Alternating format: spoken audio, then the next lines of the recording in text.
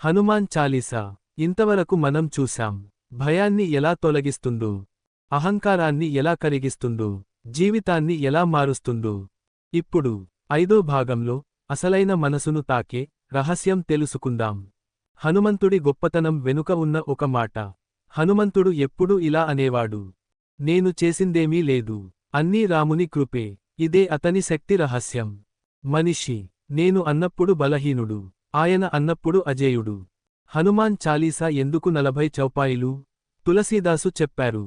40 సంఖ్య సాధనకు, శుద్ధికి, మార్పుకు. అందుకే 40 రోజులు చాలీసా చదివితే మన లోపలి మనిషి మారడం మొదలవుతుంది. ఇలాంటి భక్తి కథలు మీకు నచ్చితే ఇప్పుడే వీడియోకి లైక్ చేయండి. మీ ఒక్క లైక్ మా కష్టానికి పెద్ద శక్తి. వీడియో లాస్ట్ వరకు చూడండి. హనుమాన్ చాలీసా మరియు మనస్సు. ఈ రోజుల్లో మనిషి బయట బలంగా కనిపిస్తాడు, లోపల మాత్రం విరిగిపోయి ఉంటాడు. హనుమాన్ చాలీసా మనస్సుకు ధైర్యం ఇస్తుంది, ఆలోచనలకు స్థిరత్వం ఇస్తుంది. అందుకే చాలామంది నిద్రకి ముందు లేదా ఉదయం చాలీసా చదివితే మనసు తేలికవుతుంది. ఒక నిజమైన ఉద్యోగి కథ. ఒక సాధారణ ఉద్యోగి. రోజూ టెన్షన్, బాస్ భయం, ఫ్యూచర్ భయం. ఒక వృద్ధుడు అతనికి చెప్పాడు, రోజూ ఒక్కసారి హనుమాన్ చాలీసా చదువు.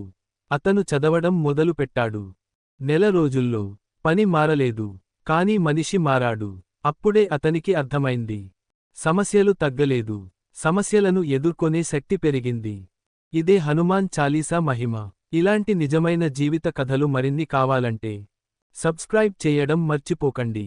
మీ సపోర్ట్ మా కష్టానికి పెద్ద శక్తి. వీడియో లాస్ట్ వరకు చూడండి. హనుమాన్ చాలీసా మరియు భయం. హనుమంతుడు భయాన్ని ఓడించాడు, అందుకే భయపడేవాళ్లకు ఆశ్రయం. చాలీసాలోని ప్రతి పదం మన భయానికి ఎదురుగా నిలుస్తుంది. పరీక్షల భయం, భవిష్యత్ భయం, ఒంటరితనం భయం, అన్నింటికీ ఒక్క భక్తితో కూడిన సాధన. తులసీదాసు చివరి బోధన. తులసీదాసు ఇలా అన్నాడు, హనుమాన్ చాలీసా నీ కష్టాలను మార్చదు, నీ శక్తిని గుర్తు చేస్తుంది. శక్తి గుర్తు వస్తే కష్టాలు చిన్నవైపోతాయి. అత్యంత శక్తివంతమైన ముగింపు సందేశం. హనుమాన్ చాలీసా అంటే దేవుడిని అడగడం కాదు, దేవుడిలా బలంగా మారడం. శ్రీరాముడు మన లక్ష్యం, హనుమంతుడు మన బలం. ఈ వీడియో మీ మనసును తాకితే లైక్ చేయండి, సబ్స్క్రైబ్ చేయడం మర్చిపోకండి. మీ కుటుంబ సభ్యులకు, స్నేహితులకు షేర్ చేయండి. జై శ్రీరామ్, జై హనుమాన్.